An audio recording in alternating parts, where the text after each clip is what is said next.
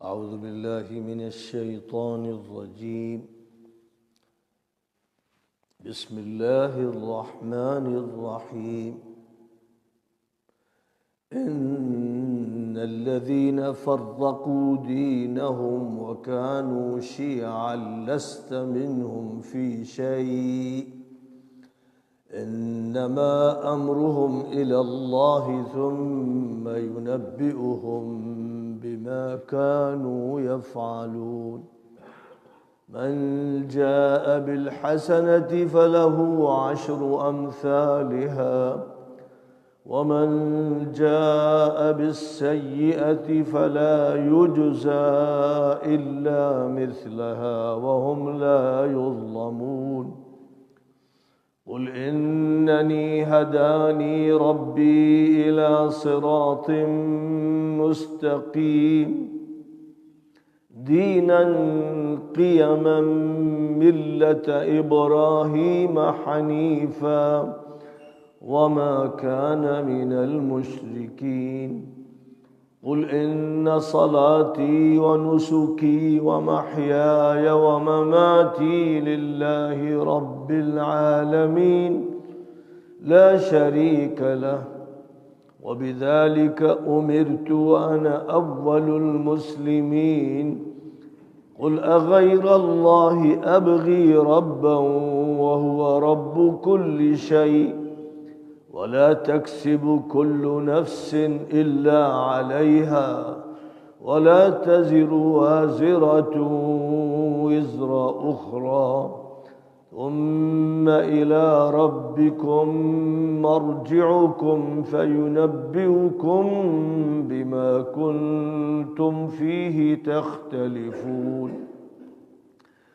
وهو الذي جعلكم خلائف الأرض ورفع بعضكم فوق بعض درجات ليبلوكم فيما آتاكم إن ربك سريع العقاب وإنه لغفور رحيم.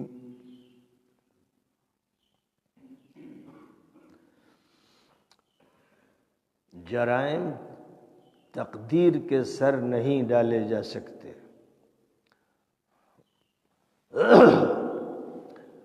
مشرک یہ کہتے ہیں کہ اللہ چاہتا تو ہم شرک نہ کرتے اور نہ ہمارے باپ دادا مشرک ہوتے اور نہ ہم کسی چیز کو حرام قرار دیتے. اسی طرح پہلے لوگوں نے بھی تکذیب کا رویہ اختیار کیا تھا.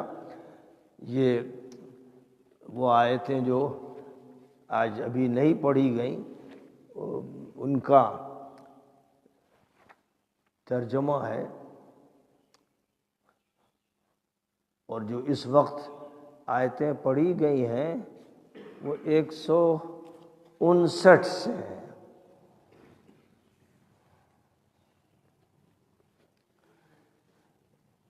ایک 159 سے سورۃ الانعام کی آخری آیت تک تلاوت کی گئی، اور کیونکہ پہلے بہت سی آیتیں گزر گئی تھیں ان کا بھی ترجمہ درج ہے، تو میں نے جو ترجمہ ابھی شروع کیا وہ گزشتہ آیات کا تھا، لیکن آیت نمبر 59 سے جو آیتیں ابھی پڑھی گئی ہیں ان کا ترجمہ یہ ہے.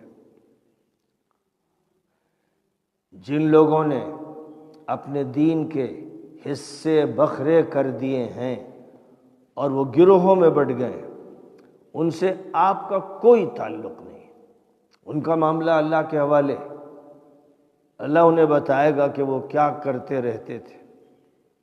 جو بھی نیکی کرے گا اس کو اس کا 10 گنا اجر ملے گا، اور جو برائی کا مرتکب ہوگا اس کی سزا اسی کے بقدر ہوگی، اور لوگوں پر کوئی ظلم نہیں ہوگا. کہہ دیجئے کہ میرے رب نے صحیح راستے کی طرف میری رہنمائی کی ہے. صحیح دین، صحیح نظام اطاعت اور ملت ابراہیمی کی جو مکمل طور پر اللہ کے لیے یکسو تھے ان کا راستہ، اور وہ شرک کرنے والے نہیں تھے.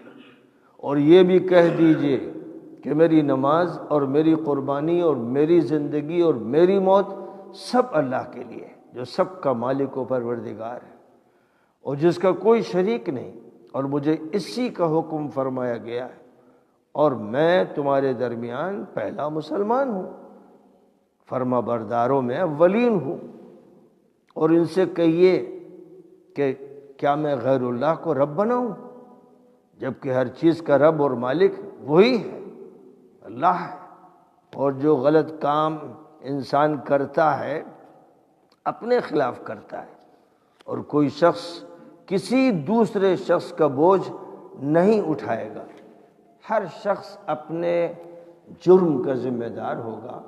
پھر تم سب کو اپنے رب کی طرف پلٹ کر جانا ہے، اور وہ ان تمام چیزوں کے بارے میں بتا دے گا جن میں لوگ اختلافات کر رہے ہیں۔ وہی ہے جس نے تم کو زمین کی مختلف نسلوں کی شکل میں یکے بعد دیگرے اٹھایا، اور تم میں سے کسی کو کسی پر بہت بلند درجات سے نوازا، تاکہ اس نے جو کچھ تمہیں دے رکھا ہے اس میں تمہاری آزمائش کرے۔ بے شک تمہارے رب کے ہاں حساب و کتاب میں دیر نہیں لگتی، اور بے شک وہ مغفرت فرمانے والا اور رحم فرمانے والا ہے۔ آخری آیت نمبر 165 ہے، 159 سے 165 تک یہ آیات کریمہ سورۃ الانعام کی آیات ہیں۔ الانعام کے معنی چوپائے، سورۃ الانعام چوپاؤں کی سورہ، عجیب سا نام ہے۔ جیسے سورۃ البقرہ گائے کی سورہ، سورۃ العنکبوت مکڑی کی سورہ، سورۃ النمل چیونٹی کی سورہ۔ یہ علامتی نام ہے۔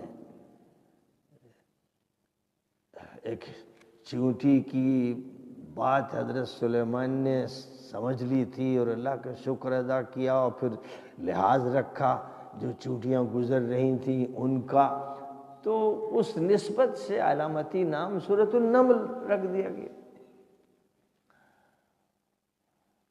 مثال بیان کی اللہ تعالیٰ نے کفر کی اور شرک کی طاقتوں کی کہ بس وہ مکڑی کے جالے کی طرح ہے، تو سورہ کا نام علامتی طور پر سورۃ العنکبوت یعنی مکڑی کی سورہ رکھ دیا گیا۔ شہد کی مکھی کا تذکرہ کیا گیا اور شہد کی افادیت کا تذکرہ کیا گیا، تو ایک نام سورۃ النحل رکھ دیا گیا۔ اور سورۃ البقرہ گائے کی سورہ کے بارے میں تو بہت تفصیل سے بات بیان کی گئی، یہاں ابتدائی درس میں تذکرہ کیا گیا۔ اب یہ جو سورہ ہے چوپاؤں کی سورہ، مکہ مکرمہ میں نازل ہوئی، اور یہ سورہ ایسی ہے کہ جس نے شرک کی بخیاں ادھیڑ کر رکھ دی ہے۔ مشرکوں کی جو خرافات ہوتی ہیں، بیوقوفیاں اور حماقتیں، کہیں پر بھی اینٹیں جمع کیے اور بکری کو لا کر وہاں دودھ دیا، اور اس کے بعد لیجیے پوجا پاٹ شروع ہو گئی۔ کہیں کسی پتھر کو کھڑا کر دیا، پوجا پاٹ شروع ہو گئی۔ کہیں کوئی پتھر سمجھ میں آیا، کوئی چٹان، وہاں پوجا پاٹ شروع کر دی۔ یعنی دماغ اتنا خراب ہو جاتا ہے، آدمی ایسا پاگل ہو جاتا ہے کہ یہ بھول جاتا ہے کہ بھائی سب سے معزز مخلوق میں ہوں جو اللہ کا وائسرائے ہوں، میں ہوں جو اللہ کا خلیفہ ہوں، مجھے اللہ نے کام سونپے ہیں، یہ بھول جاتا ہے۔ پوجا پاٹ کرتا ہے، چوپاؤں کی کرتا ہے، پوجا پاٹ کرنے لگتا ہے پتھروں کی، مٹی کی، مورتیوں کی، اور دماغ میں گڑھ لیتا ہے دیوتا دیویاں جن کی کوئی حقیقت نہیں ہے۔ تو فضول باتیں ایسی دماغ میں آتی ہیں، ظاہر ہے یہ شیطان کے انڈے بچے ہوتے ہیں۔ جن لوگوں کا حال یہ ہوتا ہے کہ وہ توحید سے محروم ہو جاتے ہیں اور انبیاء کی جو تعلیمات ہیں ان سے محروم ہو جاتے ہیں، ان کے دماغ میں شیطان انڈے بچے دیتا ہے۔ ان کا دماغ شیطانی، ان کا دل شیطانی، ان کا وجود شیطانی، رگ رگ میں شیطان رہتا ہے۔ حدیثوں میں فرمایا گیا ہے کہ شیطان تو تمہارے جسم میں خون کی طرح دوڑتا ہے، یعنی یوں سمجھو جیسے ہوا اور آکسیجن داخل ہو جاتی ہے، ویسے ہی شیطان بھی ہوا بن کر داخل ہو جاتا ہے، اور اس کے بعد تمہارے پورے وجود کو ملیا میٹ کر دیتا ہے، تم سنکی ہو جاتے ہو، پاگل ہو جاتے ہو، تم اپنے رب کو نہیں پہچانتے، دین نہیں پہچانتے۔ یہ حشر ہوتا ہے مشرکوں کا۔ اور مکہ مکرمہ میں جو کچھ ہو رہا تھا اور جزیرۃ العرب میں جو کچھ ہو رہا تھا جاہلیت کے دور میں، ہم لوگ تو ہندوستان میں رہتے ہیں تو اپنی آنکھوں سے اسے دیکھ رہے ہیں۔ دور جاہلیت تمہاری آنکھوں کے سامنے، جدھر سے گزرتے چلے جائیے وہاں آپ آسانی سے خرافات دیکھ لیں گے، فضولیات دیکھ لیں گے، اور یہ دیکھیں گے کہ انسان کی عقل کیسی مسخ ہوتی ہے، اور انسان سنکی کیسے ہوتا ہے، اور پاگل کیسے بنتا ہے، اور کیا کیا حرکتیں کرتا ہے۔ یہ اگر دیکھنا ہے تو ایک چکر لگا لیجئے، مشرکوں کی دنیا کا ایک چکر لگا لیجئے، آپ کے سامنے دور جاہلیت آ جائے گا جو تھا اس وقت جب نبی صلی اللہ علیہ وسلم کی بعثت نہیں ہوئی تھی، اور بعثت کے بعد بھی وہ تو پھر آپ پر ظلم کر رہے تھے۔ جب آپ بحیثیت پیغمبر کے برپا ہوئے اور اللہ کی وحدانیت کا سبق دینا شروع کیا اور اپنا تعارف کرانا شروع کیا، میں نبی ہوں، اللہ کا پیام میرے پاس آتا ہے، وہ میں آپ تک پہنچا رہا ہوں، تو رد عمل شروع ہوا۔ جب تک یہ نہ کیجئے تو رد عمل نہیں ہوتا۔ ساتھ مل کے رہیے، ہولی کھیلیے، دیوالی میں شریک ہوئیے، ہر تہوار منائیے، بھگوا کپڑا بھی پہن لیجئے اور قشقہ بھی لگا لیجئے اور زنار بھی پہن لیجئے، تو کیا مسئلہ ہے؟ آپ اور وہ تو ایک ہے۔ یہاں تک کہ قبروں کی پوجا پاٹ کیجئے، آستانے بنائیے، ڈیوڑیاں بنائیے، وہاں سجدے کیجئے، چادریں چڑھائیے، پھول مالا چڑھائیے، تو آپ میں اور ان میں کوئی فرق باقی رہتا نہیں ہے۔ جگہ بدل جاتی ہے لیکن دونوں مشرک، ان کا اڈا یہ ہے، ان کا اڈا وہ ہے، اس لیے وہاں پر بھی اشتراک ہوتا ہے۔ مسجد میں کوئی نہیں آئے گا، اس سے تو نفرت، کیونکہ یہاں اللہ کی عبادت ہو رہی ہے، اس لیے مسجد توڑو، لیکن درگاہ میں جائیں گے اور قبر پہ جائیں گے، ہندو بھی جائے گا اور سکھ بھی جائے گا، مسلمان بھی جائے گا، بھیڑ ہے لگی ہوئی، اس لیے کہ یہاں جو سب حاضر ہیں شرک میں متفق ہیں، اور کیونکہ وہ شرک میں متفق ہیں اس لیے وہاں دوستی ہوتی ہے، اور وہاں کے بڑے بڑے پیر بھگوا کپڑا بھی پہنتے ہیں تاکہ کوئی فرق نہ ہو سنت میں اور مہنت میں اور پیر صاحب میں۔ تو یہ نقالی ہوتی ہے احساس کمتری کی وجہ سے، کیونکہ وہ محکوم ہے، اور جو محکوم ہوتا ہے وہ احساس کمتری میں مبتلا ہوتا ہے، تو وہ حاکم کو راضی کرنے کے لیے ہر حرکت کرتا ہے۔ تو آج کچھ دشوار نہیں، اپنوں میں جو ہمارے اندر منافقین ہیں، آستین کے سانپ ہیں، گھس پیٹیے ہیں، وہ بھی بہت ہیں، ان کو بھی جہاں دیکھنا چاہیے دیکھ لیجیے۔ اور رہ گئے وہ کہ جو مکہ مکرمہ کے اس دور کو تازہ کر رہے ہیں، اس لیے وہ دعویٰ کرتے ہیں، وہ کہتے ہیں کعبہ ہمارا ہے، کیونکہ اس میں تو 360 بت تھے، آپ خود کہتے ہیں، جس کا مطلب ہے کہ بت نکالے اور توڑے آپ نے، نعوذ باللہ، جس کا مطلب یہ ہے کہ دوبارہ کعبے میں بت داخل کرنے ہیں ہم کو۔ اور دھیرے دھیرے جزیرۃ العرب، خوب یاد رکھیے، جزیرۃ العرب سعودی عرب کا نام نہیں ہے، سعودی عرب اس کے بڑے حصے پر قابض ہے۔ جزیرۃ العرب میں یمن بھی داخل ہے، عمان بھی داخل ہے، قطر بھی داخل ہے، کویت بھی داخل ہے، ابوظبی بھی داخل ہے، شارجہ بھی داخل ہے، دبئی بھی داخل ہے۔ یہ سارے علاقے جو چھوٹی چھوٹی ریاستیں اور رجواڑے بنائے انگریزوں نے، سب حکومتیں انگریزوں نے بنائی، انہوں نے مسلمانوں میں تفریق پیدا کی، فرقوں میں بانٹا اور کھڑے کیے کچھ اپنے ایجنٹ، جیسے یہاں پر ایک تو سب کو معلوم ہے کہ مرزا غلام احمد قادیانی کو باقاعدہ انگریزوں نے تیار کیا، کھڑا کیا، سپورٹ کیا، اور بے غیرتی کے ساتھ غلام احمد قادیانی کہتا تھا کہ میں تو انگریزوں کا پروردہ ہوں، اور انگریزوں سے جہاد کی باتیں غلط ہیں، وہ ہمارے حاکم ہیں، ہم کو چاہیے کہ ہم ان کا احترام کریں، ان کی قدر کریں۔ انہوں نے اس ملک کو بہت کچھ دیا ہے۔ اور نمبر 2 کے پھر وہ ہیں جنہوں نے دین کو بانٹا اس بنیاد پر کہ یہ وہابی ہے، یہ غیر وہابی ہے، یہ سنی ہے، یہ غیر سنی ہے۔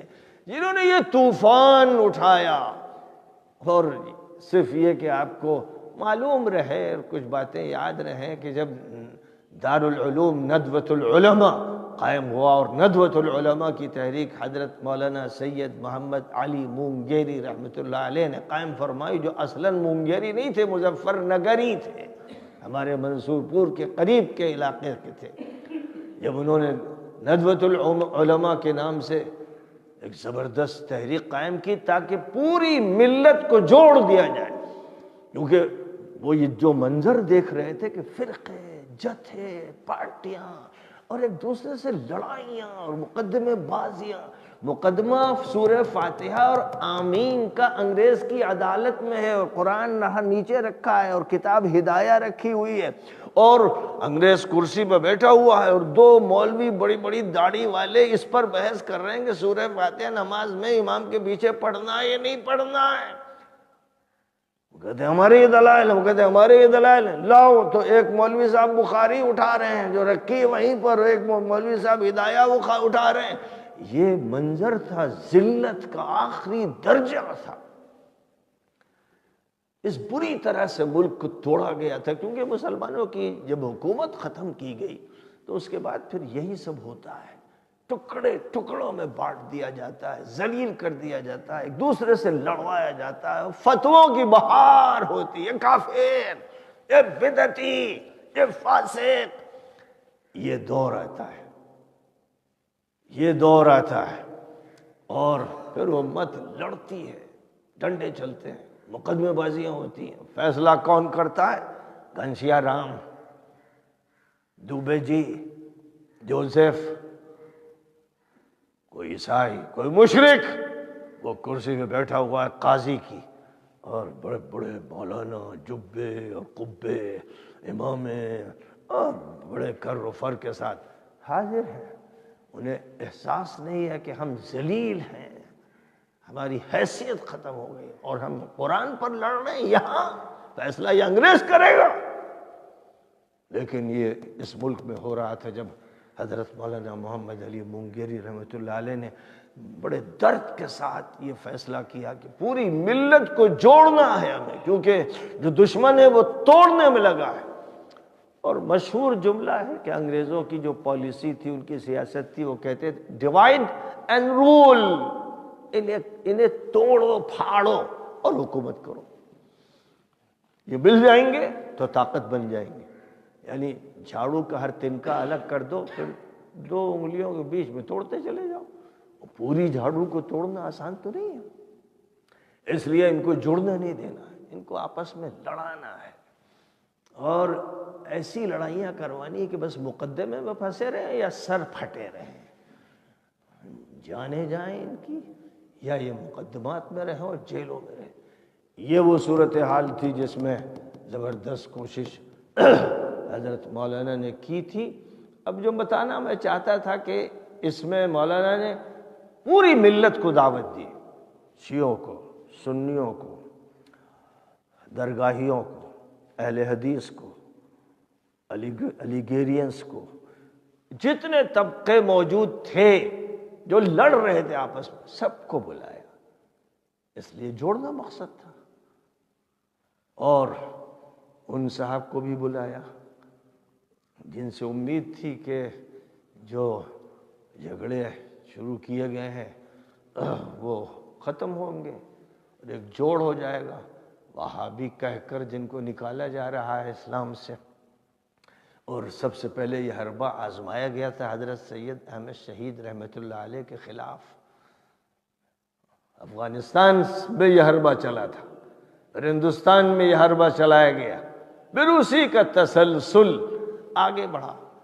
لیکن ان کو دعوت دی، ان کا اکرام کیا جیسے سب کا کیا. لیکن ایک جلسے میں شریک ہونے کے بعد انہوں نے قسم کھا لی کہ اس تحریک کی مخالفت کرنا ہے، اس تحریک کو چلنے نہیں دینا ہے، کیونکہ ظاہر ہے کہ پیچھے سے کچھ اور تھا. اس لیے صرف ندوے کی تحریک کے خلاف 200 رسالے لکھے، 200 رسالے. یعنی ہر طرف یہ بات پھیلائی کہ یہ ندوی جو ہے، ندوے کی جو تحریک ہے یہ ملت سے ہٹی ہوئی ہے، اور یہ وہابڑوں کی تحریک ہے، اور یہ چنی اور چنا ہے، جو کچھ بھی کہا جا سکا۔ 200 رسالے سے اندازہ لگایا جا سکتا ہے کہ کوئی آدمی بالکل ہی آؤٹ ہو جائے اور یہی مشن بنا لے، کیونکہ صرف ندوے کی تحریک تھی جو پوری امت کو جوڑنے کے لیے کھڑی کی گئی تھی۔ سر سید کی تحریک تھی عصری تعلیم کی، انگریزی پڑھائی جائے اور انگریزوں کا تہذیب سیکھی جائے، زبان سیکھی جائے، ان کے دماغ پر اس کا اثر تھا۔ حضرت مولانا قاسم نانوتوی رحمۃ اللہ علیہ کے ذہن میں یہ تھا کہ اسلامی علوم کا خاتمہ ہو رہا ہے، مدرسوں میں تالے پڑ رہے ہیں، بلکہ مدرسوں میں بلڈوزر چل رہا ہے، لہذا اب ہم آزاد اپنے چندے سے مدرسہ چلائیں۔ تو دیوبند میں ایک چھوٹا سا مدرسہ مولانا قاسم نانوتوی نے قائم کیا، اور دیوبند کا مدرسہ بڑھتا گیا، اور ادھر سر سید کا اسکول اور کالج بڑھتا گیا، اور پھر آپس میں دونوں کے درمیان اتنی دوریاں ہوئی، اتنی فتوے بازی ہوئی کہ ادھر کے لوگ کہتے تھے سر سید کافر، اور یہ لوگ کہتے تھے کہ یہ احمق اور بیوقوف۔ یہ سارا حال تھا اس ہندوستان میں۔ تو اس اعتبار سے صرف ایک تحریک تھی، تحریک ندوہ، جس نے پوری ملت کو جمع کرنے کا کام کرنا چاہا، کوشش کی، اور بہت بڑی حد تک کامیابی ملی۔ جس نے طے کر رکھا تھا کہ ساتھ نہیں دینا، اس کی بات الگ ہے۔ اور یہ بھی ایک افسوسناک حقیقت ہے، میں نے اس کو بیان کیا کئی مرتبہ، کہ پہلی مرتبہ دیوبند کے بھی علماء شریک ہوئے، متعدد حضرات شریک ہوئے، لیکن اس کے بعد دوسرے جلسے، تیسرے جلسے جو ہوتے گئے، ان میں دیوبند بھی پیچھے ہٹ گیا۔ یعنی اس کو ایسا لگا کہ ندوے کی تحریک میں زیادہ توسع ہے، یہاں اہل حدیث بھی ہیں، یہاں لیگی بھی ہیں جو ہمارے نزدیک، یہاں علیگی بھی ہیں، علیگ بھی ہیں جو ہمارے نزدیک کافر ہیں، سر سید کے ماننے والے نیچری وہ بھی ہیں، اور اہل حدیث سے جو تقلید نہیں کرتے وہ بھی ہیں۔ تو دیوبند کو بھی ندوہ ہضم نہیں ہو پایا، اس لیے دیوبند نے مخالفت نہیں کی، کوئی رسالہ نہیں لکھا، لیکن وہ بھی علیحدہ ہو گئے پہلے جلسے میں شریک ہونے کے بعد۔ اور دوسری طرف جو شخصیت تھی وہ تو ایک مشن لے کر کھڑی کی گئی تھی۔ اس مشن یہ تھا کہ انگریز جو چاہتے ہیں، حکومت جو چاہتی ہے وہ ہمیں کرنا ہے۔ اور افسوس ہے، آج بھی عجیب بات ہے کہ اسی سلسلے کے لوگ سب سے زیادہ حکومت کے پٹھو، حکومت کے چیلے، حکومت کے چپاٹے، حکومت کے قریب، اس لیے کہ جب بانی کا یہ مشن تھا تو پھر جو بھی اس بانی سے تعلق رکھتے ہیں وہ بھی اسی فکر میں رہتے ہیں کہ بھائی کوئی بھی ہو، ہمیں اس سے بحث نہیں، ہمیں تو حکومت سے فائدہ اٹھانا ہے، اس کے قریب رہنا ہے۔ تو یہ ہے دشمن کا موقف۔ مسلمانوں کو خوب یاد رکھنا چاہیے کہ مسلمان ایک امت ہے، مسلمانوں میں فرقے نہیں، مسلمانوں میں جتھے نہیں۔ قرآن پاک میں جا بجا بیان کیا گیا۔ آج میں نے آپ کے سامنے جو سبق پڑھا ہے، اس سبق میں یہی فرمایا گیا، ان الذین فرقوا دینہم وکانوا شیعا لست منہم فی شیء۔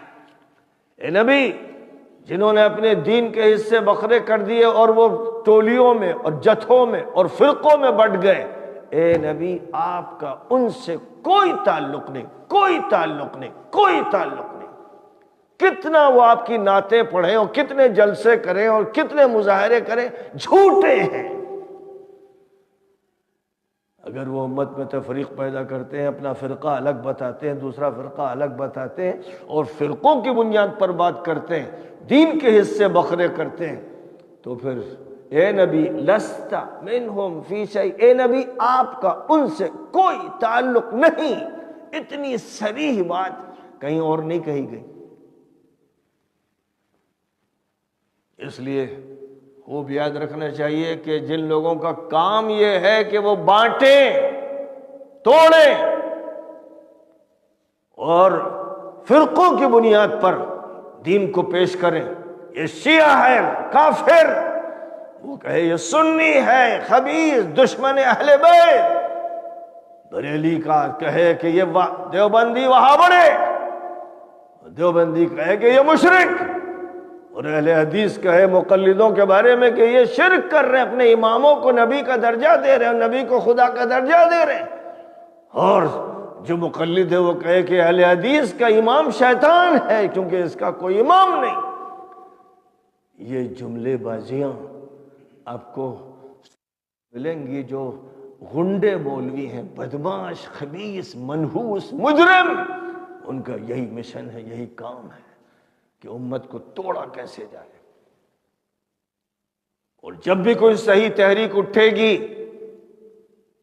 تحریک ندوہ کے بعد جو تحریک اٹھی جوانوں میں الحمدللہ وہ جمعیت شباب الاسلام ہے، جو ندوے کی تحریک کو زندہ کرنے کے لیے اٹھائی گئی، ندوے کے اندر اٹھائی گئی، ندوے کے طلبہ میں اٹھائی گئی، اور یہی یاد دلایا گیا کہ جو کام مولانا منگیری نے کیا تھا اور جو کام بعد میں امارت شریعہ کا ہوا اور مسلم مجلس کا ہوا اور مجلس مشاورت کا ہوا، جو کام کیے گئے تھے مسلمانوں کو جوڑنے کے لیے، جس میں سب سے زیادہ اہم کام تحریک ندوہ کا تھا، وہ ہمیں کرنا ہے، امت کے نوجوانوں میں کرنا ہے، ملت کے تمام طبقات میں کرنا ہے، ساری ملت کو جوڑنا ہے۔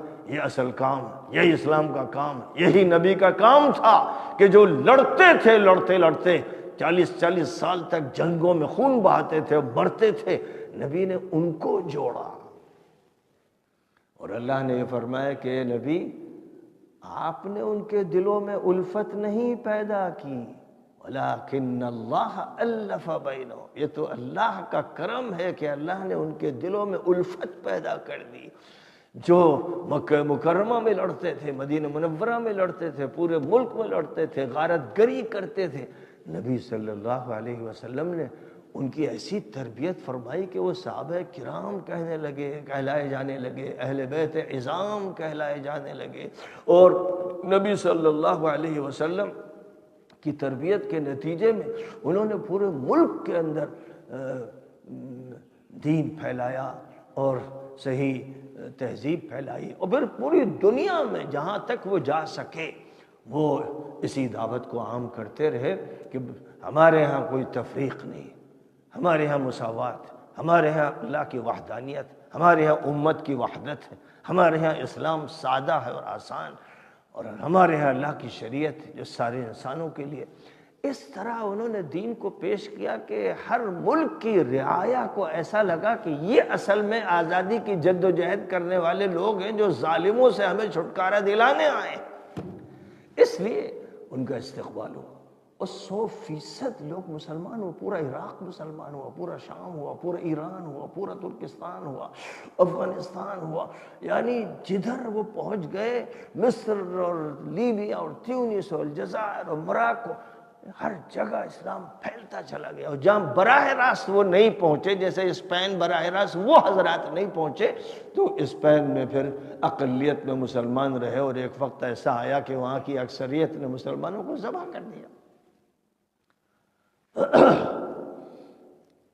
تو بہرحال میں بتا رہا تھا سورۃ الانعام جو ہے چوپاؤں کی سورہ، در حقیقت مکہ مکرمہ میں یہ سورہ جب نازل ہوئی اس لیے نازل ہوئی کہ مکہ مکرمہ کے لوگوں نے جو خرافاتیں کر رکھی تھی، ان خرافات میں یہ بھی کہ چوپاؤں کی ایک تقسیم کر رکھی تھی، نر کی اور مادہ کی، اور اس کے بعد گائے کی اور بھینس کی، اور اونٹ کی بھینس تو تھی نہیں وہاں، اونٹ کی اور بکریوں کی اور بھیڑوں کی اور مینڈھوں کی، عجیب عجیب تقسیمیں کہ عورتیں کون سا گوشت کھائیں گی اور مرد کون سا کھائیں گے، اور بتوں پر کیا چڑھایا جائے گا، اور اس میں سے کس کا حق کتنا ہوگا اور کتنا نہیں ہوگا۔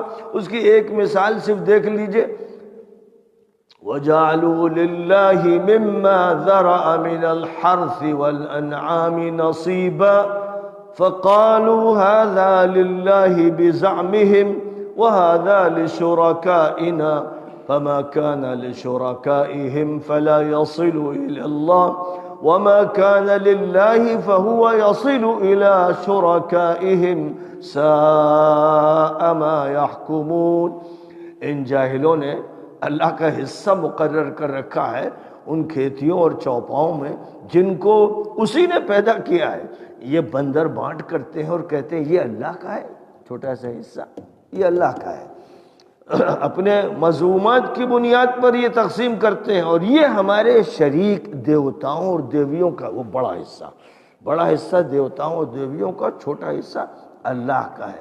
اب جو ان کے شریک کردہ خداؤں کا حصہ ہے وہ اللہ کو نہیں مل پاتا، اور جو اللہ کا حصہ ہے جو تھوڑا سا وہ بھی ان کے خداؤں تک چلا جاتا ہے، اسی میں سے لے لیتے ہیں کہ بھئی خدا کو کیا ضرورت، ہمارے بھگوان کو ضرورت ہے اور دیوتاؤں کو ضرورت ہے، دیویوں کو۔ ایسی خرافات کے بچہ بھی اگر تھوڑی سی سمجھ رکھتا ہے تو وہ ہنسے کہ ہمارا باپ پاگل ہو گیا ہے، دادا پاگل ہو گیا ہے، کیا کیا حرکتیں کرتا ہے، کیا کیا بول رہا ہے، کیا کیا کہتا ہے، بچے ہنسے۔ اور ہر وہ انسان جس کے اندر ذرا سی بھی فہم ہے دین کی، وہ دیکھے تو یا تو رنج سے گھل جائے اور یا صرف یہ سمجھے کہ یہ تفریح ہے، یہ مذاق بنا رکھا ہے، یہ دین ہے۔ اور یہ میں نہیں کہہ رہا ہوں، اس ملک میں آریہ سماجیوں کا بھی کہنا ہے کہ یہ سارے جو شرک کرتے ہیں، مورتیاں بناتے ہیں، دیوتا اور دیویاں بناتے ہیں، مکار جھوٹے فریبی ہیں۔ اور جو صحیح معنی میں سنت اور مہنت ہیں یہاں بھی آج بھی پرانے، وہ کہتے ہیں کہ ایشور اللہ ایک ہے، اور جس کو مسلمان اللہ کہتے ہیں وہی ایشور ہے، اسی کی تعریف ویدوں میں اور گیتا میں آئی ہے، اور یہ کہ اس کی کوئی شکل نہیں ہے۔ جو صحیح معنی میں سنت اور مہنت ہیں وہ جانتے ہیں کہ اللہ کی وہ تعریف کی گئی ہے جو ہمارے ہاں آیت الکرسی میں کی گئی، سورۃ الاخلاص میں کی گئی، یہ تعریف گیتا میں موجود ہے، ویدوں میں موجود ہے، لیکن ساتھ ساتھ خلط ملط ہے، بدماشی کی ہے مجرموں نے، خبیثوں نے۔ اس لیے اگر سچائیاں کھول کے بیان کر دی جائیں تو پورے ملک کو توحید قبول کرنی ہی پڑے گی۔ شنکراچاریہ، خاص طور پر جنوب کے جو مشہور شنکراچاریہ ہیں، ان کے بیانات ہوتے ہیں، مسلمانوں کے بیچ میں ہوتے ہیں، الگ بھی ہوتے ہیں، وہ کہتے ہیں اللہ اور ایشور ایک ہے، اور جو صفات اللہ کی بیان کی گئی ہیں وہی ایشور کی بیان کی گئی ہماری کتابوں میں۔ اور جو کچھ گھپلا ہے، یہ جو پوجا پاٹ کروائی جا رہی ہے، یہ بدماش مجاور ہیں، لٹیرے جو دولت لوٹنے کے لیے سب کر رہے ہیں۔ جیسے ہم لوگ جانتے ہیں کہ قبروں پر جو بیٹھے ہیں مجاور، لٹیرے،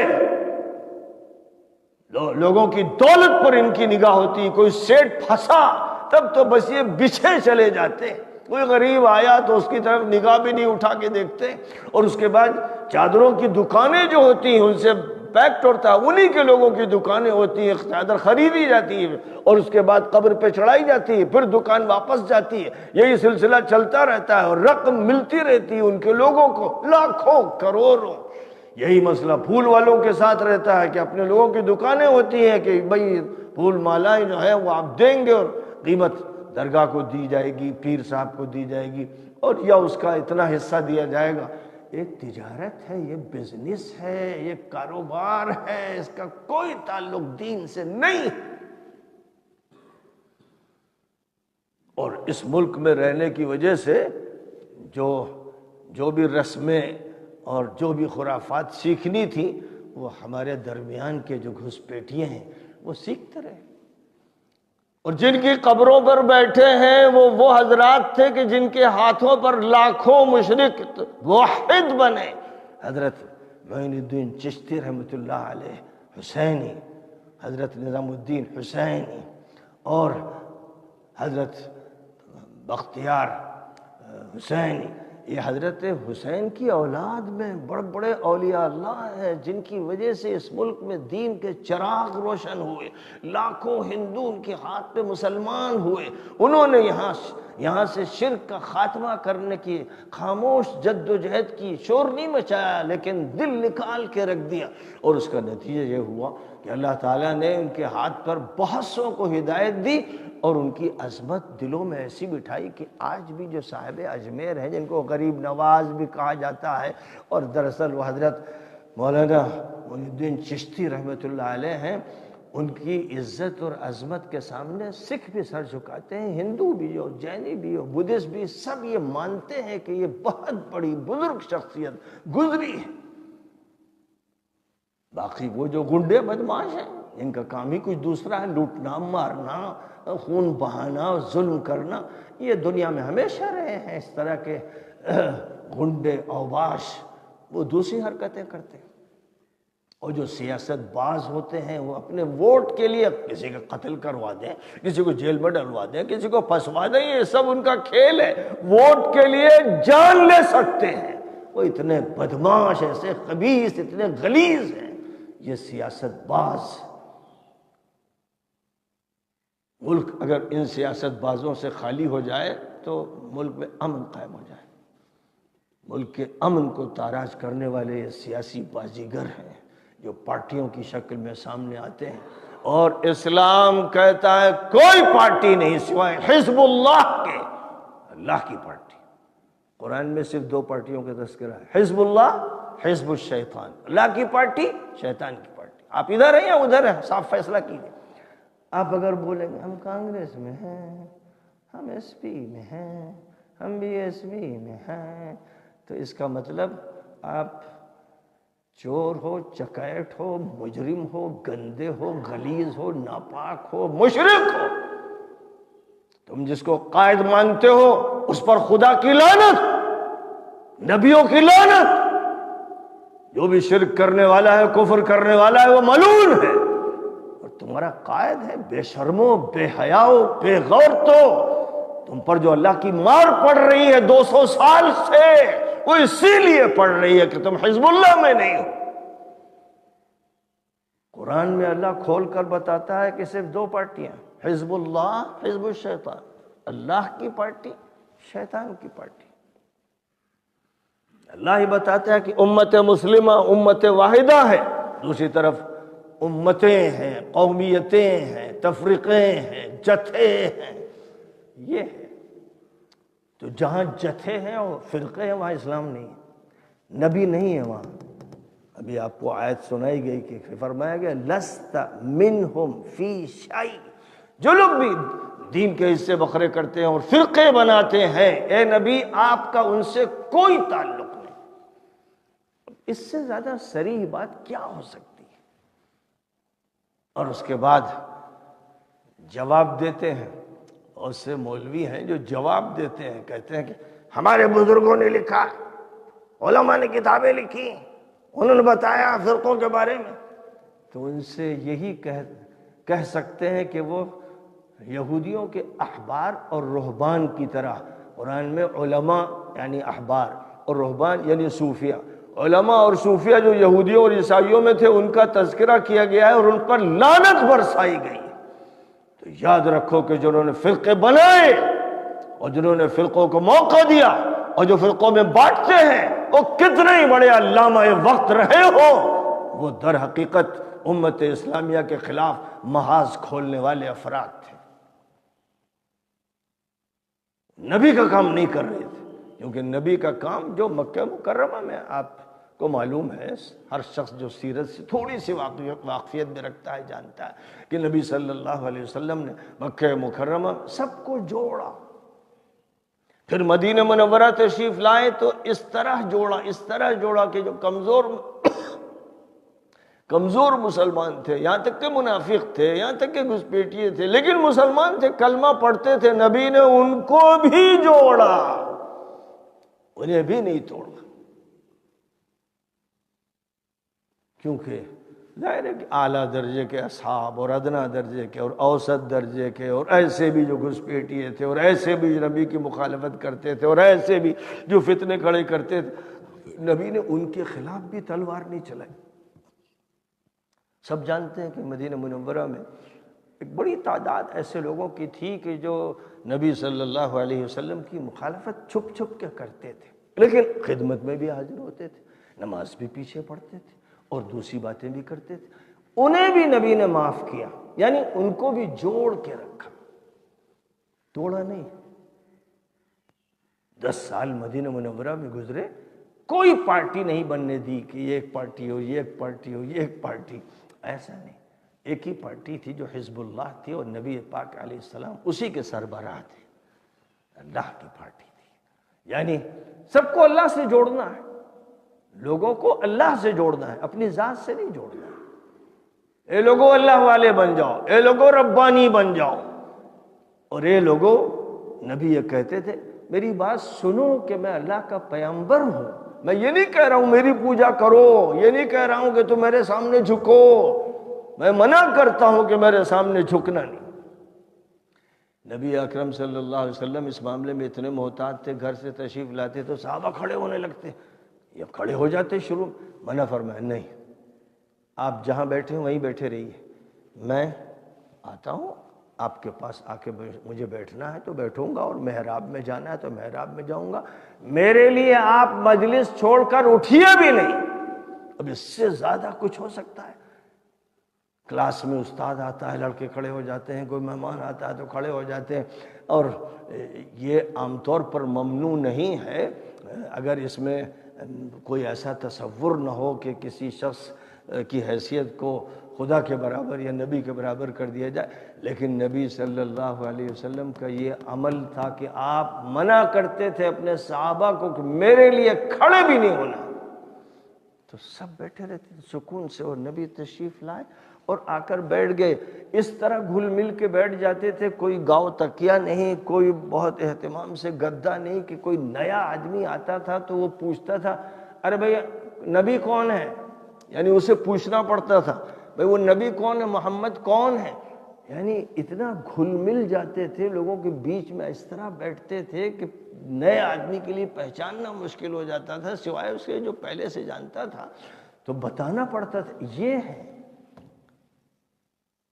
اس سے اندازہ لگایا جا سکتا ہے کیسی سادگی، کیسی تواضع، کیسی فروتنی نبی صلی اللہ علیہ وسلم نے اختیار کی اور سکھائی، اور پھر تمام مسلمانوں کو جوڑ کر چلتے رہے، یہاں تک کہ سب سے بڑا جو صدمہ تھا، اتنا صدمہ کہ سمجھ لیجیے جیسے کسی نے دماغ پر حملہ کر دیا ہو، دل توڑ دیا ہو، کلیجہ پھاڑ دیا، اس وقت جب سن 5 میں حضرت عائشہ صدیقہ رضی اللہ عنہا پر تہمت لگائی گئی، چرچے ہو رہے ہیں گلیوں میں، سڑکوں پر عائشہ کے خلاف۔ اس کا مطلب صرف حضرت عائشہ پر یہ تہمت نہیں تھی، مقصد اس کے پیچھے یہ تھا کہ نبی کی کمر توڑ دی جائے، ابو بکر کا خاتمہ کر دیا جائے، اور پوری مسلمانوں کی صف کو توڑ کے رکھ دیا جائے، انہیں بدنام کر دیا جائے۔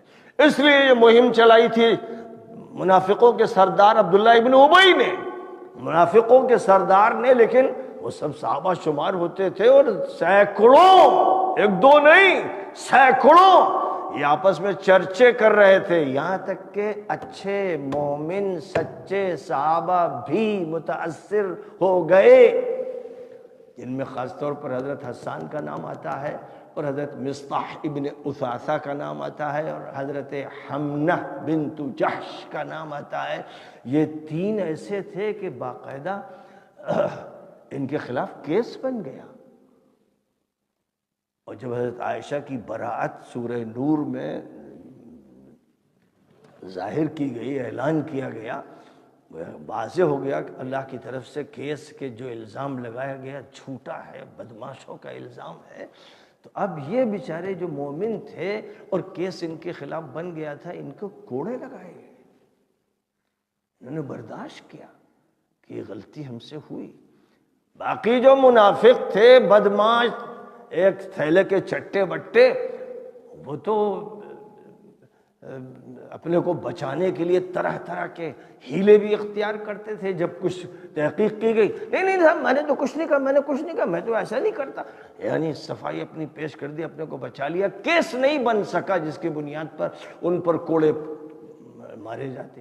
بڑے عیار، بڑے چالاک، جیسے ہمارے سیاسی بازیگر ہیں، بہت شاطر، بڑے جھوٹے، عام طور پر الا ماشاءاللہ کوئی 100 میں 1 ایسا ہوتا ہوگا جو سچا ہوتا ہوگا، ٹھیک ہوتا ہوگا، ورنہ عام طور پر بہت ہی بری حالت ہے۔ تو بہرحال یہاں پر اللہ تعالیٰ نے یہ فرمایا کہ جو لوگ بھی دین کے حصے بکھرے کرتے ہیں اور فرقے بناتے ہیں، الگ الگ ہوتے ہیں، ملت کو توڑتے ہیں۔ اے نبی آپ کا ان سے کوئی تعلق نہیں، ان کا معاملہ اللہ کے حوالے چھوڑیے، اللہ میاں قیامت میں ان کے درمیان فیصلہ کر دے گا۔ اور سب کو معلوم ہونا چاہیے کہ اللہ کے ہاں کوئی تفریق نہیں، جو بھی نیکی کرے گا اس کو اس کا 10 حصہ ملے گا، یعنی ایک نیکی پر 10 گنا اجر ملے گا۔ جو برائی کرے گا اس کو اس برائی کی سزا ملے گی، اللہ چاہے گا دے گا اور چاہے گا تو معاف فرمائے گا۔ یہ اعلان کیا گیا، اور اس کے بعد نبی کو حکم کیا گیا کہ آپ کہہ دیجئے، پوری صفائی سے کہہ دیجئے، صاف بات کہہ دیجئے کہ اللہ تعالیٰ نے مجھے صراط مستقیم کی ہدایت عطا فرمائی ہے۔ صراط مستقیم سے وہ دین مراد ہے جو صحیح اور درست ہے، اور وہ صحیح اور درست دین وہ ہے جو حضرت ابراہیم کی ملت سے تعلق رکھتا ہے، اور ابراہیم وہ تھے جو ہر طرف سے کٹ کر بس اللہ کے لیے یکسو تھے، وہ مشرک نہیں تھے۔ اس لیے جو مشرکین اپنی نسبت ابراہیم کی طرف قائم کرتے ہیں جھوٹے ہیں۔ ابراہیم موحد تھے، ابراہیم وہ تھے جنہوں نے بتوں کو پاش پاش کیا اور ان کو آگ کے الاؤ میں ڈال دیا گیا، اور اللہ نے ان کی حفاظت کی۔ تو فرمایا جا رہا ہے صراط مستقیم ہے، ملت ابراہیمی ہے، دین محمدی ہے، صحیح دین یہی ہے۔ اور پھر نبی سے کہا گیا، اے نبی آپ کہیے، نبی سے قول و قرار لیا جا رہا ہے تاکہ ہر امتی سن لے اور یہ کہے، دل میں رکھے، دماغ میں رکھے۔ کیا کہیں؟ کہیے کہ میری نماز اور میری قربانی اور میری زندگی اور میری موت صرف اللہ کے لیے۔ یہ اقرار کیجیے، پوری زندگی، صرف نماز نہیں کہ 4 رکعت 2 رکعت آ کے پڑھ لی صاحب، یہ ہو گئی صاحب اللہ کے لیے نماز۔ جیسے مشرک جانوروں اور چوپاؤں میں حصے لگاتے تھے، ویسے ہم نے اپنی زندگی کے حصے لگا دیے۔ وہ ہماری ملازمت ہے، اور وہ ہماری دکان ہے، وہ ہمارا کھیت ہے، وہ کلیان ہے، وہاں ہم آزاد ہیں۔ ہم تو وہاں وہی طریقہ اختیار کرتے ہیں جو دوسروں نے اختیار کر رکھا ہے، ان کے نقش قدم پر چلتے ہیں۔ مسجد میں آتے ہیں، 2-4 رکعت پڑھ لیتے ہیں، بھائی رمضان کے روزے ہی رکھ رہے ہیں، کچھ کم احسان ہے۔ یہ جن لوگوں کا یہ رویہ ہے ان کو معلوم ہو جانا چاہیے کہ ان کا دین اللہ کے ہاں معتبر نہیں ہے۔ حکم یہ ہے کہ یہ کہو، میری نماز بھی اور قربانی بھی اور زندگی پوری اور موت صرف اللہ کے لیے۔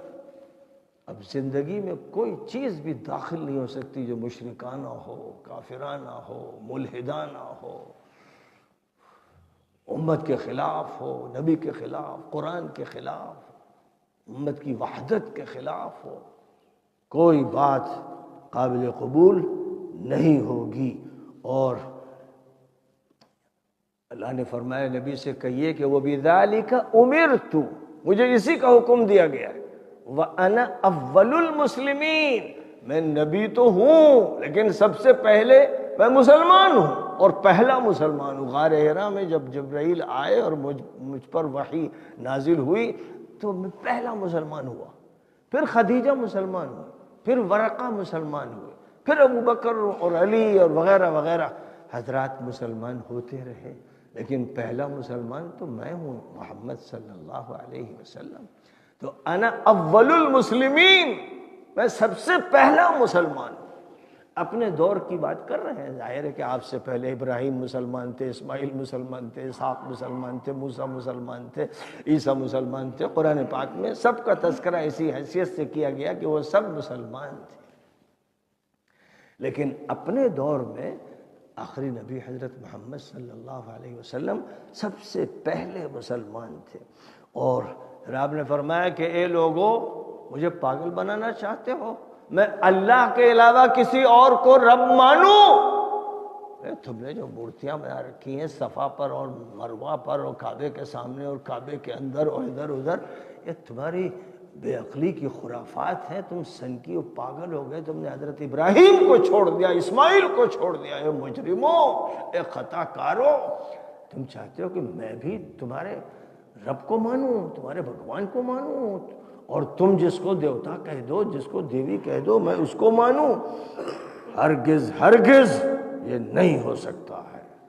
اس لیے سن لے تمام مسلمان جن تک بات پہنچ رہی ہے کہ دھوکے میں مت آؤ، جو بھی تم کو ادھر ادھر لے جاتا ہے اور اللہ تعالیٰ کی وحدانیت سے ایک بال برابر بھی ہٹاتا ہے، قبر سے جوڑے یا مندر سے جوڑے یا درگاہ سے جوڑے، اللہ سے جو بھی تمہیں ہٹاتا ہے تھوڑی دیر کے لیے کہ دعا ان سے مانگ لو، ان سے درخواست کر لو، جو یہ کہہ رہا ہے وہ چور ہے، وہ ڈکیت ہے، وہ مجرم ہے، وہ خبیث ہے، لٹیرا ہے، تمہارے دین کا لٹیرا ہے۔ وہ چور جو تمہارا مال لے جاتا ہے وہ اس سے 1000 درجے افضل ہے، کیونکہ تھوڑا سا پیسہ ہی لے جاتا ہے، یہ تمہارے دین کو لیتا ہے، اس کو لوٹ لیتا ہے۔ اس لیے جہاں بھی یہ دیکھو کہ اللہ سے ہٹایا جا رہا ہے، سمجھ لو کہ وہاں شیطان کا عمل دخل ہے۔ اور اصول یاد رکھو، کسی کا جرم کسی کے اوپر ڈالا نہیں جائے گا۔ کوئی یہ کہہ دے کہ بھائی میں تو یہ کرتا ہوں کہ ہمارے پیر صاحب نے یہی سمجھایا، ہم نے تو اپنے مولانا کو بلایا تو انہوں نے یہی بیان فرمایا کہ بھئی پیروں کی خدمت میں حاضر ہو، چادر چڑھاؤ اور پھر ان سے مانگو، وہ دیں گے، وہ اللہ کے ولی ہیں۔ تو جو یہ کہتا ہے، قرآن یہ کہتا ہے کہ کوئی کسی کا بوجھ نہیں اٹھائے گا، ہر آدمی اپنے عمل کا، اپنے جرم کا، اپنے کیے کا ذمہ دار ہے۔ نہ تمہارا پیر کام آئے گا، نہ تمہارا کوئی فقیر کام آئے گا، نہ کوئی ملا کام آئے گا، نہ کوئی مفتی کام آئے گا۔ تمہیں جو چیز کام آئے گی وہ حق ہوگا، اور حق کو پہچاننے کے لیے راستہ اللہ نے واضح کر دیا ہے۔ قرآن اسی لیے اتارا گیا، قرآن صرف علامہ لوگوں کے لیے نہیں اتارا گیا، عرب کے بدو، جاہل، اجڑ، قرآن ان کو بھی مخاطب کرتا تھا اور وہ قرآن سمجھ لیتے تھے۔ جیسے آپ کے سامنے میں بات کر رہا ہوں، آپ نے پڑھا یا نہیں پڑھا، آپ کے کاشتکار ہیں، آپ مزدور ہیں، آپ اسکول کے فارغ ہیں، ہر حال میں آپ قرآن کی باتیں سمجھ رہے ہیں، دو دو چار کی طرح، حق واضح ہے۔ قرآن گنجلک بات نہیں کرتا، فلسفیانہ بات نہیں کرتا، اور مشکل نہیں پیدا کرتا۔ تو یہ فرمایا گیا ہر انسان جو عمل کرے گا اس کا ذمہ دار وہی ہوگا۔ وَلَا تَزِرُ وَازِرَةٌ وِزْرَ أُخْرَى، کوئی بھی کسی دوسرے کا بوجھ نہیں اٹھائے گا، یہاں تک کہ باپ بیٹے کا بوجھ نہیں اٹھائے گا، بیٹا باپ کا بوجھ نہیں اٹھائے گا۔ ہر فرد اپنے کیے کا ذمہ دار ہوگا۔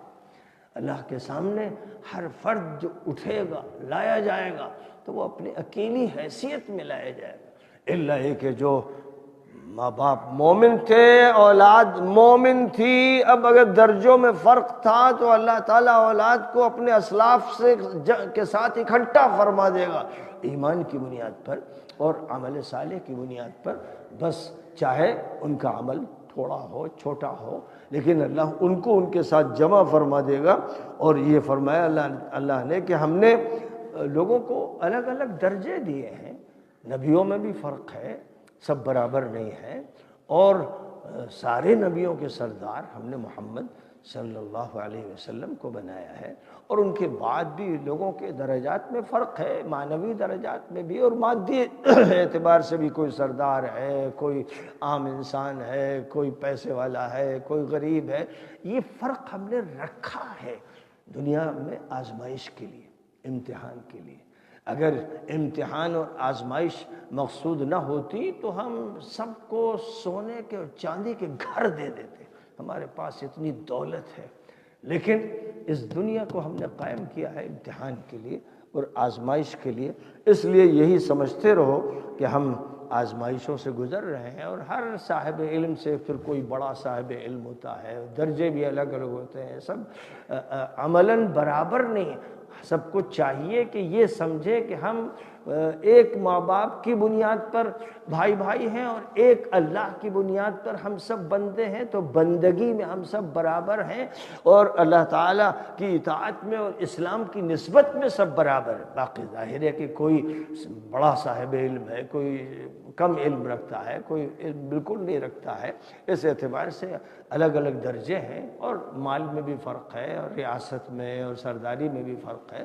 یہ سب ہم نے رکھا ہے امتحان اور آزمائش کے لیے، اور اللہ کے ہاں حساب میں کچھ دیر نہیں لگے گی، وہ مغفرت فرمانے والا ہے، رحم فرمانے والا ہے۔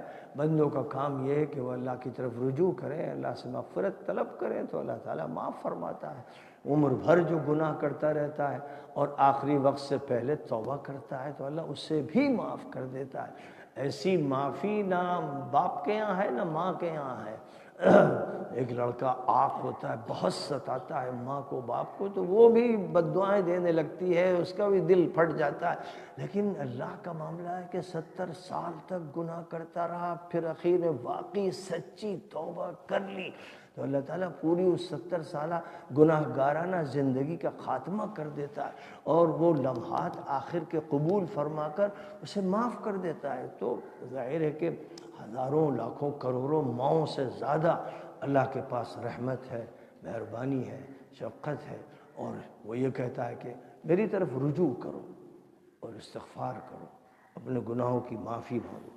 وآخر دعوانا ان الحمد للہ رب العالمین۔ اللہم لک الحمد کما ينبغی لجلال وجہک وعظیم سلطانک۔ اللہم صلی علی سیدنا ومولانا محمد النبی الامی وعلی آلہ وسلم تسلیما۔ ربنا آتنا فی الدنیا حسنة وفی الآخرة حسنة وقنا عذاب النار۔ ربنا آتنا من لدنک رحمة وهیئ لنا من امرنا رشدا، هيئ لنا من أمرنا رشدا۔ ربنا ظلمنا أنفسنا وإن لم تغفر لنا وترحمنا لنكونن من الخاسرين۔ اللهم اجمعنا على كلمة الحق، اللهم اجمعنا على كلمة الإخلاص، اللهم اجمعنا على ملة إبراهيم، اللهم اجمعنا على دين محمد صلی اللہ علیہ وسلم۔ اے اللہ، ہم سب کو اپنی عبادت سے، عبودیت سے، عبدیت سے ایسا مربوط فرما دے کہ تیرے علاوہ نہ کسی کو ہم خالق مانیں، نہ مالک مانیں، نہ حاکم مانیں۔ اے اللہ، تیری ذات، تیری صفات، تیرے اسماء حسنہ پر یقین رکھتے ہوئے بس تیری طرف رجوع کریں اور تیرے سامنے ہاتھ پھیلائیں اور یقین رکھیں کہ دینے والا تو ہی ہے، منعم تو ہی ہے، وہاب تو ہی ہے، قادر تو ہی ہے، رزاق تو ہی ہے۔ اے اللہ، اپنی ذات کی طرف رجوع کرنے کی ہمیں توفیق عطا فرما، ہمارا دل ایسا بنا دے، ذہن ایسا بنا دے، باطن ایسا بنا دے کہ تیری محبت ہمارے رگ و پے میں، روئے روئے میں داخل ہو جائے۔ اے اللہ، اپنی عظمت پر، اپنی کبریائی پر ہمیں ایمان عطا فرما اور اپنے تمام انبیاء کو ماننے، فرشتوں کو ماننے اور آخری نبی حضرت محمد مصطفیٰ صلی اللہ علیہ وسلم کو ماننے کی، ان کی اطاعت کرنے کی توفیق عطا فرما۔ اے اللہ، پوری امت کو جوڑ دے، اے اللہ پوری امت میں اتحاد پیدا فرما دے، اے اللہ امت سے فرقہ واریت کا خاتمہ فرما، اے اللہ امت سے فرقہ واریت کا خاتمہ فرما۔ اے اللہ پوری امت کو اس طرح بنا دے جیسے نماز کی صفیں ہوتی ہیں، سیسہ پلائی ہوئی دیوار کی طرح مسلمانوں کو متحد فرما۔ اے اللہ، جو بھی ان میں تفرقہ پیدا کرتے ہیں ان کو امت کے اندر سے دور کر دے یا ہدایت دے دے، ہدایت دے دے یا امت سے دور کر دے۔ اے اللہ، ان کو توفیق دے، ان کو غلبہ دے، ان کو موقع دے، ان کو امکانات دے جو اس امت کو جوڑنے کی فکر میں ہے اور جو ہدایت کی دعا مانگتے ہیں اور ہدایت کی بات کرتے ہیں۔ اے اللہ، کفار و مشرکین کو بھی ہدایت دینے کی بات کرنا ہے، ان کو بھی دعوت دینے کا حکم ہے اور نبی کی یہی سنت و سیرت ہے۔ ہم اپنوں کو بھی توڑتے ہیں اور ان کو جہنم میں ڈالنا چاہتے ہیں۔ اے اللہ، ہم کتنا بدل گئے، کتنا بگڑ گئے، کتنا فاسد ہو گئے۔ اے اللہ، اپنے فضل و کرم سے ہمارے دلوں میں وسعت پیدا فرما، ذہنوں میں کشادگی پیدا فرما، باطن کو منور فرما اور تمام انسانوں کو قریب کرنے اور ان تک حق کو پہنچانے کی توفیق عطا فرما۔ اے اللہ، رکاوٹوں کو دور فرما دے، حجابات کو دور فرما دے، موانع کا خاتمہ فرما دے۔ اے اللہ، محض اپنے فضل و کرم سے ہمیں اس دین کا صحیح فہم عطا فرما اور ملت ابراہیمی کو دانتوں تلے دبانے اور دین محمدی کو مضبوطی سے تھامنے اور اس قرآن عظیم کے ذریعے ہدایت حاصل کرنے کی توفیق عطا فرما۔ اے اللہ، اس صراط مستقیم پر گامزن فرما دے جس کو تو نے دینن قیما ملت ابراہیم ابراہیم کے الفاظ سے متعارف فرمایا ہے۔ اے اللہ اس صراط مستقیم پر گامزن فرما، اسی پر زندگی عطا فرما، اسی پر موت عطا فرما، اسی کی دعوت اور اسی کی تبلیغ کی توفیق نصیب فرما۔ اے اللہ ہمارے گناہوں کو معاف فرما، ہماری خطاؤں لغزشوں سے درگزر فرما۔ تو معاف فرمانے والا ہے، مغفرت فرمانے والا اور رحم فرمانے والا ہے۔ ماں سے زیادہ محبت کرتا ہے اور باپ سے زیادہ شفقت کرتا ہے۔ اے اللہ تیرے علاوہ کون ہے جس کی طرف ہم رجوع کریں اور کون ہے جس سے مانگے؟ اے اللہ جو پیر تھے، فقیر تھے، نیک تھے، متقی تھے، وہ تجھی سے مانگتے تھے، تیرے حضور کھڑے ہوتے تھے، تہجد پڑھتے تھے، دعائیں کرتے تھے۔ اور اے اللہ نبی پاک جو سردار انبیاء، سردار مرسلین، سردار اولیاء تھے، اور رات میں گھنٹوں تیرے حضور کھڑے ہوتے تھے، پیروں پر ورم آ جاتا تھا۔ اے اللہ نبی پاک علیہ الصلوۃ والسلام کی سنت اور سیرت کو سمجھنے کی اس امت کے تمام لوگوں کو توفیق عطا فرما۔ اے اللہ ہمارے بیماروں کو شفا عطا فرما، مجاہدوں کو فتح نصیب فرما، اپنی شاہلوں کی پریشانیاں دور فرما، ہماری تمام مشکلات کو حل فرما، مسائل کو حل فرما۔ اے اللہ ہماری دعائیں قبول فرما۔ ربنا تقبل منا انک انت السمیع العلیم وتب علینا انک انت التواب الرحیم، صلی اللہ تعالی وسلم علی